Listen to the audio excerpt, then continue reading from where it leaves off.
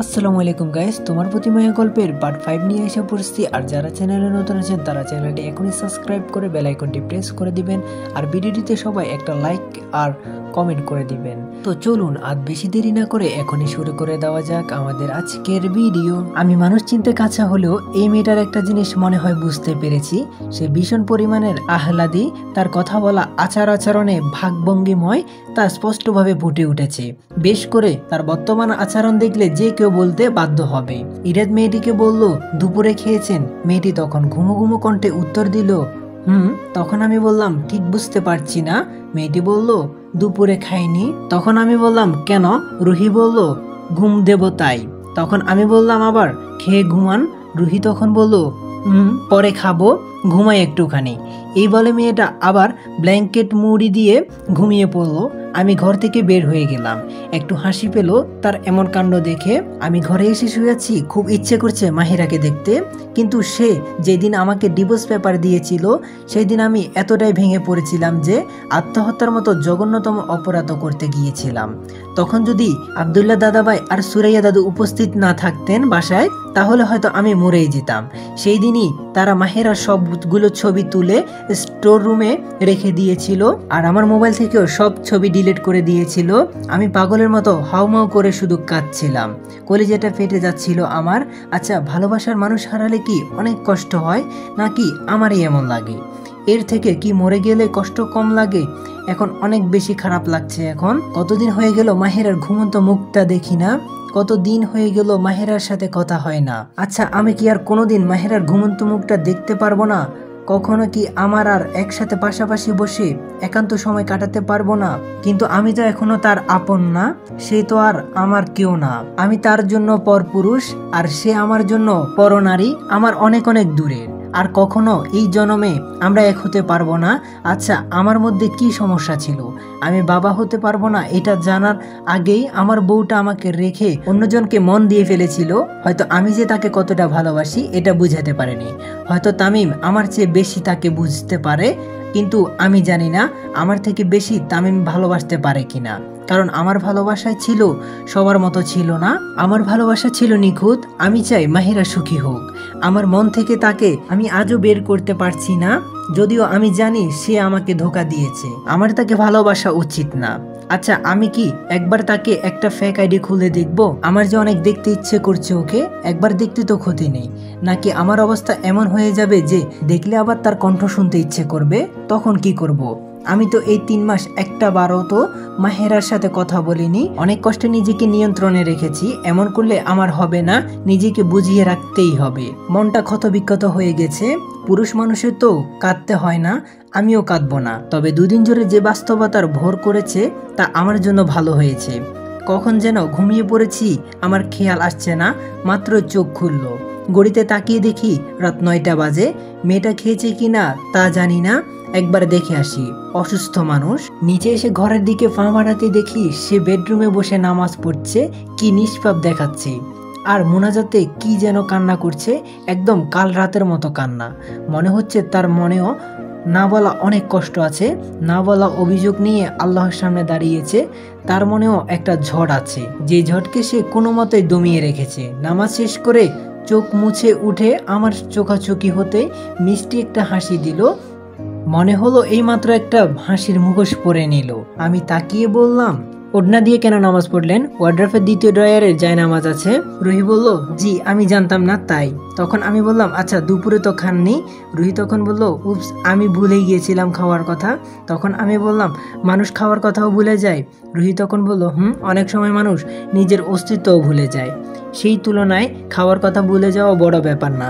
কথাটা একটা দীর্ঘশ্বাস ছেড়ে বলল সে, আসলেই তো কথাটা তো ঠিক, আমি তো নিজেই ভুক্তভোগী। তারপর আমাকে আবার কিছু বলতে না দিয়ে সে নিজেই বলল, চলুন এখন খেতে আসেন, অনেক দেরি হয়ে গেছে। দুপুরে তো ঠিক মতো খাননি, আর আমি বা যা দিয়েছি এও কোনো দুপুরের খাবার? এর মধ্যে আবার অর্ধেক খেয়েছেন। টিফিন বক্স দেখে তো আমার একদমই রাগ লাগছিল, কিন্তু কি করার, তখন তো আপনি ঘুমাচ্ছিলেন। এতগুলো কথা বলতে বলতে সে আমার আগে আগে ডাইনিংয়ে চলে এসেছে। আমি মুচকি মুচকি হাসছি তার কথা শুনে। খুবই চমৎকার তার কথা।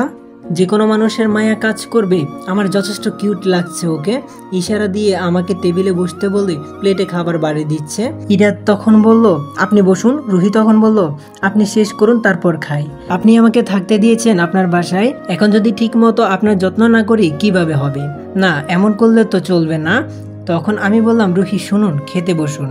রুহি তখন বলল, হ্যাঁ আগে আপনি খান। এবার আমি উঠে দাঁড়িয়ে সোজা রুহিকে একটা চেয়ার বসিয়ে দিয়ে বললাম, চুপ, একদম চুপ, একটা কথাও বলবেন না। আর আমি অসুস্থ না, আপনি অসুস্থ। আর আগে আপনি খেয়ে নেবেন এখন, তারপর মেডিসিন নেবেন, এরপর আমি খাচ্ছি। আর একটা প্রশ্নের উত্তর দিন তো, আপনি খাননি কেন এখনো কিছু? আর আপনি অসুস্থ, সময় মতো না খেলে হবে না, বুঝছেন? সে অসহায় হয়ে আমার দিকে তাকিয়ে আছে, চোখে একদম পানি চলে এসেছে, তবুও খাচ্ছে না। এবার আমি একটা কড়া কণ্ঠে কথা বললাম, আস্তে করে জিজ্ঞেস করলাম, কি হয়েছে, কাঁদছেন কেন, আমাকে বলুন। রুহি তখন বলল, আমি আসলে নিজের হাতে খেতে পারি না, ভালো লাগে না, তাই খিদে পাচ্ছিল না, আর একা একা খাওয়ার অভ্যাসও আমার একদমই নেই, এই জন্য। কথাগুলো বলে বাচ্চাদের মতো ঠোঁট উল্টিয়ে কান্না শুরু করে দিল সে। তখন আমি বললাম, আরে আরে কাঁদছেন কেন? সরি, আমি তো জানতাম না। দেখি কোনোভাবে সে কান্না থামাচ্ছে না, মনে হচ্ছে পুরনো কোনো স্মৃতি মনে পড়ে গেছে তার। তাই আমি একটু ইতস্তবোধ করলেও ভাত মেখে নিজ হাতে তার মুখের সামনে তুলে ধরলাম। তখন বললাম, হা করুন। সে আমার দিকে প্রশ্নবোধক নজরে তাকিয়ে আছে, হা করলো। তারপর তাকে খাওয়াতে খাওয়াতে এক পর্যায়ে জিজ্ঞেস করলাম, আপনি কোথায় থেকে এসেছেন? মুহূর্তে তার চেহারাটা আবার কেমন যেন হয়ে গেল, যেন তাকে এই প্রশ্নটা জ্বরের থেকেও বেশি কাবু করে ফেলেছে। আমি নিজেই বোকা হয়ে গেলাম তাকে কথাটা জিজ্ঞেস করে। কিছুক্ষণ নিচের দিকে তাকিয়ে থেকে সে আমাকে বলল, আমাকে এসব জিজ্ঞেস করবেন না প্লিজ, আমি কিছু বলতে বা মনে করতে চাই না। তার কথার আওয়াজে ফুটে উঠল মনের বেদনা। তাকে খাওয়ানোর পরে ওষুধ খাইয়ে আমার সামনে বসিয়ে রেখে আমিও খেয়ে নিলাম। মেয়েটা চুপচাপ বসে আছে, মাঝে শুধু একটা প্রশ্ন করলো আমাকে, আচ্ছা আপনার পরিবারে কে কে আছেন? তখন আমি বললাম, আমার কেউ নেই, আমি একা। তারপর থেকে আবারও পিন ড্রাইভ সাইলেন্স। এদিকে রুহিকে যখন ইরাদ খাইয়ে দিয়েছিল তখন সে ভালোভাবে ইরাদকে দেখছে। এর আগে এত ভালোভাবে রুহির ওকে দেখা হয়নি। বেশ করে ইরাদের খাওয়ার সময়ও সে ইরাদের দিকে ভালো মতো তাকিয়েছিল, যেন খুঁটিয়ে খুঁটিয়ে পা থেকে মাথা পর্যন্ত পর্যবেক্ষণ করলো। খাওয়া শেষে ইরাদের কড়া নির্দেশ, রুহি চুপচাপ বসে থাকবে চেয়ারে, আর ইরাদ নিজে সব কিচেনে রেখে আসবে। যেই কথা সেই কাজ হলো। রুহি চুপচাপ লক্ষ্মী মেয়ের মতো সব শুনলো। আর তাছাড়া কাল তো বুয়ারও ছুটি শেষ, তাই কাজের চাপও একদমই নেই। রাতে খাওয়া শেষে যে যার রুমে চলে এসেছে। সারা বাড়িতে দুজন মাত্র মানুষ, কিন্তু কারো চোখে ঘুম নেই। ঘড়ির কাঁটায় 10:30 বাজে। দুইজনই একে অপরের কথা ভাবছে, না চাইতেও কি যেন তাদের একে অপরের কথা ভাবছে। এদিকে আকাশ আজকে স্বচ্ছ, চাঁদ আজকে ঝকঝক করছে, আলোতে মুখরিত চারদিক। রুহি ব্যালকনিতে এসে দাঁড়িয়ে, শোষ বাতাস বইছে। সে ভাবছে ছেলেটা অনেক গুম্বরমুখী, কিন্তু হলেও মনের দিক দিয়ে অনেক ভালো। তা না হলে তার সাথে পরিচয় না থাকা সত্ত্বেও থাকতে দিয়েছে, এত যত্ন করছে। আজকালের দিনে এমন লোক হয়? অজানা অচেনা কারোর জন্য এতটা করে। তবে এত সুন্দর ছেলেটা, বড় বড় চোখ, মুক্তোর মতো মানিক, সুন্দর কালো চুল, জিম করা ফিগার, ফর্সা, বেশ করে একটু রাগলে আরো আকর্ষণীয় দেখায়। আর তার মুচকি হাসি দেখলে দেখতে ইচ্ছে করার মতো। আচ্ছা, তাকে প্রাণ খুলে হাসলে কেমন লাগবে? ভালোই লাগবে মনে হয়। হ্যাঁ, তা তো লাগবেই, কিন্তু সে মন খুলে হাসে না কেনই বা যে এতটা গম্ভীর হয়ে থাকে? কোনো বড় কারণ কি আছে এর পিছনে? মনে হয় হ্যাঁ, কারণ এত ভালো মনের মানুষ কখনো এতটা গম্ভীর হয় না। আচ্ছা, যে মানুষটা আমার জন্য এত কিছু করছে, আমার কি উচিত না তার মনটা ভালো রাখা? হ্যাঁ, আমার মনে হয় উচিত। রুহি নিজের সাথে প্রায় এমনভাবে কথা বলে, আজও বলল। এদিকে ইরাদের আজ রাতেও ঘুম নেই, চোখে কিন্তু সেই পুরনো স্মৃতি মনে পড়ছে, বরং ভাবছে রুহির কথা। ইরাদ তখন রুহির কথা ভাবছিল। মেয়েটার জীবনে কোনো বড় ধরনের কষ্ট আছে যা ইরাদ ভালোভাবে বুঝেছে, কিন্তু তার একটা বাচ্চা বাচ্চা মন আছে। এই মনটা কি মরে যেতে দেওয়া উচিত? ইরাদের ইচ্ছে করছে না, কারণ মেয়েটা কাল থেকে এসে কত কিছু করেছে এই অসুস্থ শরীর নিয়েও তার কতটা কৃতজ্ঞতা বোধ কাজ করছে, তার কতটা কৃতজ্ঞতা বোধ কাজ করে মনে। ইরাদ তো তেমন কিছুই করেনি তার জন্যে, তারপরে মেয়েটা কত লক্ষ্মী, বিশেষ করে তার আচার আচরণ কতটা ভদ্র, ছোটদের মতো তার মন মানসিকতা। এই মেয়েটার মনে কষ্ট না থাকলে সে অনেক ভালো থাকতে পারত, যে কালো আধারের মাঝেও নিজের স্বচ্ছতা দিয়ে আলোকিত করে তুলবে, এবং এই জন্য তাকে মন খুলে বাঁচতে দিতে হবে। আর এই সুখটুকু ইরাদের মনে হচ্ছে দেওয়া উচিত, কারণ ইরাদের মরুভূমির মতো জীবনের মধ্যে মেয়েটা একটা ঠান্ডা সাগর হয়ে এসেছে। তার হাসি দেখলে একটা তৃপ্তি কাজ করে ইরাদের। কাঠপাটা রোদে একটা ছায়ার মতো লাগে মেয়েটাকে। যে 3 মাসে একটা বারও হাসেনি, তাকে একটু হাসাতে পেরেছে মেয়েটা তার আচরণের মাধ্যমে।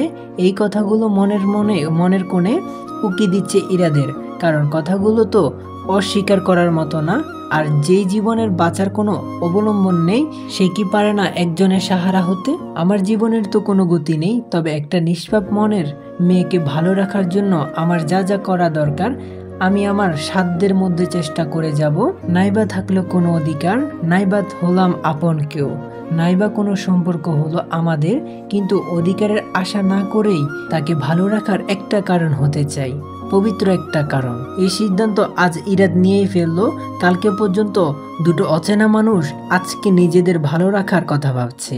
নতুন দিনের সূচনায় তারা নিজেদের ভালো থাকা আর একজনের মধ্যে খুঁজে বের করছে, কিন্তু কোনো অধিকারের আশায় না, অধিকারবিহীন একটা সুখ নিয়ে আসতে চাচ্ছে দুটা মন ভাঙা মানুষ একে অপরের জন্য শুধু একটু ভালো থাকার আশায়। ঠিক তার পরের দিন মেয়েটা আমাকে চেপে ধরে গালে একটা কিস করবে, তাও শপিং মলে এত মানুষের ভিড়ে। এটা আমি ভাবতেও পারিনি কখনো, কিন্তু হঠাৎ এমন কিছু হওয়াতে আমি চমকে উঠি। এবং এতেও শেষ না, আমাকে কিস করে আই লাভ ইউ জোরে একটা চিৎকার দিয়ে জড়িয়ে ধরে রেখেছে রুহি। পাবলিক প্লেসে সব মানুষের নজর আমাদের দুজনের উপরে পড়ে আছে। মেয়েটার কি মাথা খারাপ হয়ে গেল? কি থেকে কি করছে আর কি বা বলছে এসব? পরক্ষণে মনে পড়লো হতে পারে কাউকে দেখানোর জন্য এমন করলো কিনা। তাকে এত মানুষের সামনে কিছু জিজ্ঞেস না করে আমি নিজেকে ওর থেকে ছাড়িয়ে তাকে আমার সামনে দাঁড় করালাম। পাশ থেকে একটা ছেলে রুহির দিকে তাকিয়ে সামনে এসে তাকিয়ে জিজ্ঞেস করলো, ও ফাইনালি বিয়ে করেই ফেলেছো? কথাটা শুনে রুহি আমার হাত পেঁচিয়ে ধরে বলল, এমন একটা সুন্দর ছেলে দেখলে যে কেউ পাগল হয়ে বিয়ে করবে, আমিও করে ফেললাম। তখন ছেলেটি বলল, তো এই ড্রেস কেন? জামাই এমন নিরামিষ ভাবে রাখতে পারে তোমাকে? রুহি তখন বলল, আমরা একটু আগে কোড ম্যারেজ করেছি, দেখেছো কতগুলো শপিং ব্যাগ আমার ওনার হাতে, এগুলো আমার জন্য করেছে মাত্র, আরো বাকি আছে বলে আমার দিকে তাকিয়ে একটা সুন্দর হাসি দিল মেয়েটা। তার কথা শুনে কেমন যেন রাগ হয়ে গেল ছেলেটা মুহূর্তের মধ্যেই। আর আমাকে পা থেকে মাথা পর্যন্ত ছেলেটা যেন ভ্যান করে স্ক্যান করে দেখলো, তারপর কিছুই না বলে চলে গেল। সে যাওয়াতে যেন রুহি হাফ ছেড়ে বাঁচলো। এবার আমার হাত ছেড়ে সে কিছু বলতে যাবে, তখনই দেখি আমার কোম্পানির বর্তমানে সবচেয়ে বড় ইনভেস্টর মিস্টার আসাদ সাহেব এগিয়ে আসলো।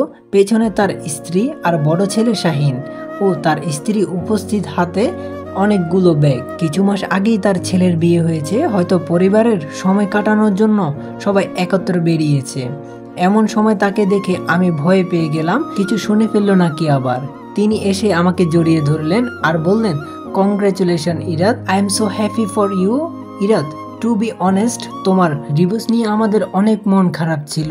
কথাটা শুনে আমি মনে মনে ভাবছি, যে ভয় পেয়েছি তাই হলো। তিনি সব শুনে ফেলেছেন। আমার ডিভোর্স হওয়ার কথা সবাই জানতো, এতে সবার মন খারাপ হয়েছিল, বিশেষ করে আমার ম্যানেজারের। তার মাধ্যমেই আসাদ সাহেবের সাথে আমার পরিচয় হয়। এখন উনি মুরব্বী মানুষ, তাকে এত কাহিনী খুলে বলার মতন না। আর একটা মেয়ে একটা ব্যাচেলার ছেলের সাথে থাকে, এটা শুনে খারাপ ভাববে যে কেউ। মাহেরা যাওয়ার পর থেকে বিজনেসের অবস্থাও তো খারাপ হয়ে গেছে। উনি যদি এসব শুনে আমার সাথে ডিল ক্যান্সেল করে দেয়, আমার অবস্থা মাটিতেই পড়ে যাবে। সব মিলিয়ে মনে হলো যেই নাটকটা একটু আগে রুহি করেছে, সেই নাটকটা আমিও কন্টিনিউ করতে হবে। তখন আমি বললাম, থ্যাঙ্কস আ লট আঙ্কেল। এবার রুহি আমার দিকে তাকিয়ে বড় বড় চোখ করে তাকিয়ে আছে। আন্টি রুহিকে জড়িয়ে ধরে পাশ থেকে বলল, কি সুন্দর একটা বউ, মাশাআল্লাহ। আমার মনটাই ভরে গেল ওকে দেখে। আজকে মাত্র বিয়ে করছো বাবা, আমাদের তরফ থেকে তো একটা গিফট পাওয়া রইল। তখন আমি বললাম, না আন্টি, আমাদের জন্য দোয়া করবেন প্লিজ, তাহলেই হবে। আঙ্কেল তখন বলল, না না, তোমার আন্টি একদম ঠিক বলেছে, তোমাদের হানিমুন টিপসটা আমাদের তরফ থেকে গিফট রইল। শাহিন সিলেটের ওই রিসোর্টটার নাম যেন কি? তুমি আর বৌমা ঘুরে আসলে যে। তখন শাহিন বলল, বাবা ওইটার নাম হলো গ্র্যান্ড সুলতান। তারপর আঙ্কেল বলল, তোমার ভাইয়ের জন্য 1 সপ্তাহের বুকিং দিয়ে দাও পেমেন্ট সহ। আঙ্কেলের কথাগুলো শুনে শাহিন কল দিল। এদিকে আমি আঙ্কেলকে মানা করতেও উনি আমার কথা শুনছে না, বরং বললেন বিয়ে হয়েছে বিদায়, আগামী 1 মাস পরে যেতে ব্যবসার কাজে হাত দিই। এই 1 মাস উনি কোনো কাজের কথা শুনতে চান না আমার মুখে। তখন শাহিন বলল, বাবা আজকে রাতের বুকিং দিয়ে দিলাম। তখন মিস্টার আসাদ বলল, গ্রেট জব। আর আমাদের প্রাইভেট জেটটা আজকে রাতে ইরাদার ওর ওয়াইফকে দিয়ে আসুক। কি বলো মিসেস? রুমিনা বেগম বললেন, একদম ঠিক বলেছ, এটাই ভালো হবে। তখন আমি মনে মনে ভাবছি, এখন এই মুশকিল থেকে কোনোভাবে বের হওয়ার রাস্তা নেই আমার সামনে। রুহির দিকে তাকিয়ে দেখি অসহায়ভাবে আমার দিকে তাকিয়ে আছে। এরপর আন্টি রুহিকে নিয়ে ঘুরে ঘুরে শাড়ি টুকটাক গহনা কিনতে হেল্প করলো। রুহি কিছুই নিতে চাচ্ছিল না সেই প্রথম শপিং মহলে আসার পর থেকেই, কিন্তু আন্টির সামনে তো এমন করলে তারা বুঝে যাবে, তাই তাকে ইশারায় রিকোয়েস্ট করলাম যেন মানা না করে। সব শেষে গাড়িতে এসে বসলাম আমি আর রুহি। এতক্ষণে যেন আমরা হাফ ছেড়ে বাঁচলাম। কিছুক্ষণ নীরবতার পর দুজনে একসাথে সরি বলে উঠি। আবার 1 মিনিটের মতো দুজন চুপ থাকার পর আবার একসাথে বলি, আমি আসলে। এবার রুহি আমার দিকে তাকিয়ে ইশারায় কান ধরে আর আমি বলি, আমাকে মাফ করে দেন, আসলে আপনার কথা তারা শুনে ফেলে আর তিনি আমার ইনভেস্টর, তাই আমি। এমন সময় রুহি আবার বলল, আপনার সরি বলতে হবে না, আমি বুঝতে পেরেছি। ইরা তখন বলল, আচ্ছা আপনি কি আমার সাথে যাবেন সিলেটে? আমি তাদেরকে মানা করতে পারিনি। রুহি তখন বলল, যাব, এটা কোনো ব্যাপার না। আর আজকে আপনি ওই ছেলেটার সামনে চুপ করে থেকে আমার অনেক বড় উপকার করেছেন, আমি আপনার কৃতজ্ঞতা কখনোই ভুলব না। অনেক অনেক ধন্যবাদ আপনাকে। ইরাত কিছু বলছে না, কারণ ওর এখন অনেক টেনশন লাগছে। অফিসের সবাই জানাজানি হলে কি রকম হবে। মূলত ইরাত জানে কিছুদিন পরে মেয়েটা চলে যাবে, তখন মানুষের সামনে কি বলবে ইরাত, তাই বুঝে পাচ্ছে না। রুহি ভাবছে ইরাতকে আজ তার সত্যিটা জানিয়ে দিতে হবে। তার জীবনে যে অনেকগুলো লুকোনো সত্যি কথা আছে যেগুলো এই মানুষটার জানা দরকার। আজকে রুহি জানাতে পেরেছে ইরাদের ডিভোর্সের কারণে তার এমন উদাসীন মন হয়ে আছে। ইরাত এখন সিঙ্গেল, তার জীবনে কেউ নাই। রুহির ভালোই লাগছে ইরাতকে। কিছুদিন থেকে ইরাদের প্রতি তার একটা আকর্ষণ কাজ করছে। সে বুঝতে পারছে না এমন কেন হচ্ছে, কিন্তু আজকে যখন সবার সামনে নিজেকে ইরাদের স্ত্রী বলেছে, এরপর থেকে মনে এক প্রকার শান্তি অনুভব করছে রুহি। ইরাতকে স্পর্শ করে তার যেন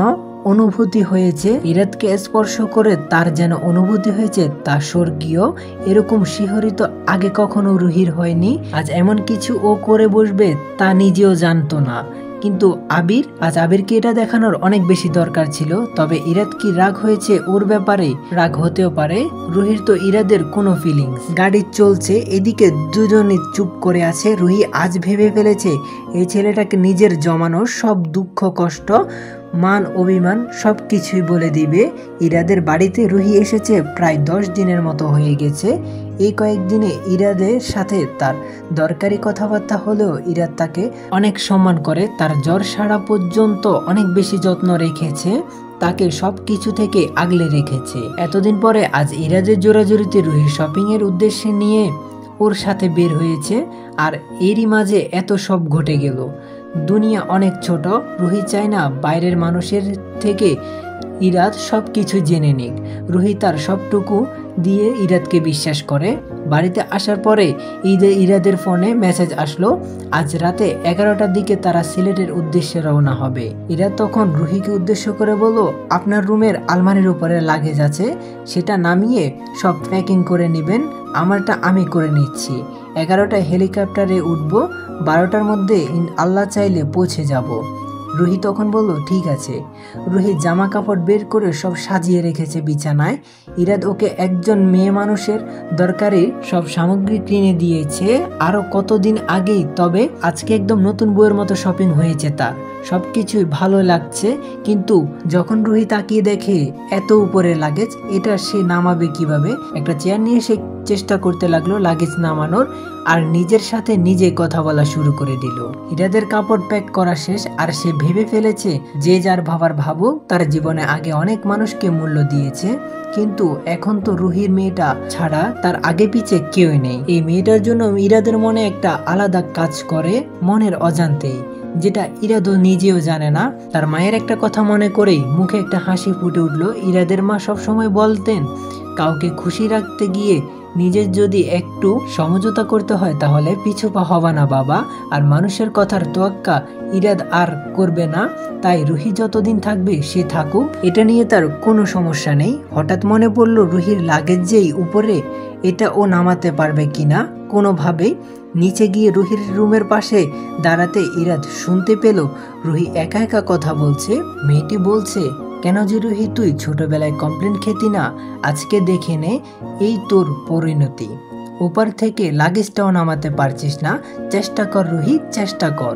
এটুকুর জন্য যদি ইরাদকে ডাক দিতে হয়, তোর কি মান সম্মান কিছুটা থাকবে? খুব করে চেষ্টা করছে, কিন্তু ডাবল তাকের সেই আলমারির উপরে শুধুমাত্র ইরাদের মতো লম্বা ছেলেরাই হাত যাবে। ইরাদ রুহির কাণ্ড কারখানা দেখে হাসে প্রতিদিন, আজকেও মিটিমিটি করে হাসছে ইরাদ।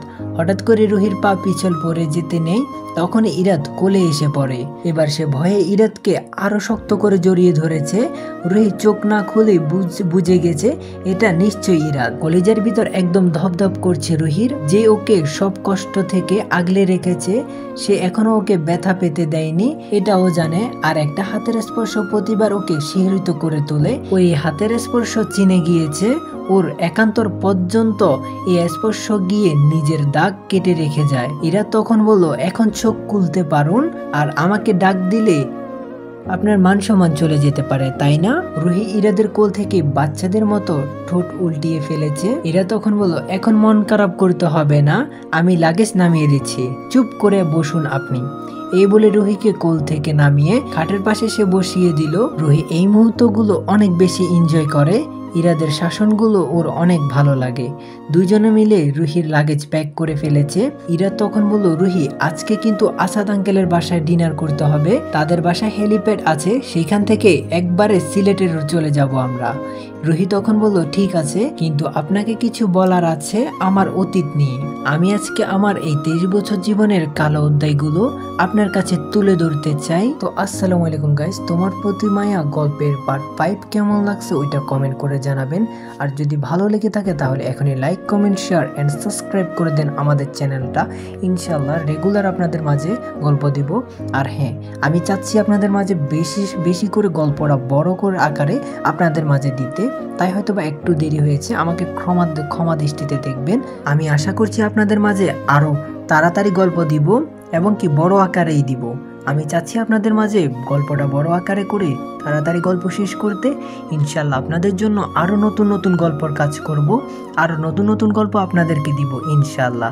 আপনারা আমার জন্য দোয়া করবেন আর আমাকে বেশি বেশি করে সাপোর্ট করবেন। তো যারা চ্যানেলে নতুন আছেন প্লিজ তারা চ্যানেলটি এখনই সাবস্ক্রাইব করে দেন। আর হ্যাঁ, বেশি বেশি করে একটু কমেন্ট করবেন, একটু লাইক দিবেন, তাহলে মনটা ভালো থাকবে, কাজের আগ্রহটা আরো বেশি বাড়বে। আর ভিডিওটি সবার মাঝে প্লিজ শেয়ার করে দেন। হ্যাঁ, যারা চ্যানেলে নতুন আছেন তারা এখনই চ্যানেলটি সাবস্ক্রাইব করে রাখুন, বেল আইকনটি প্রেস করে রাখুন। খুব তাড়াতাড়ি নতুন আরেকটি পার্ট নিয়ে আপনাদের মাঝে হাজির হব। নেক্সট পার্ট কত মিনিট চান ওইটাও একটু কমেন্ট করে জানাবেন। আপনারা যত মিনিট বলবেন তত মিনিটের পার্ট দিব।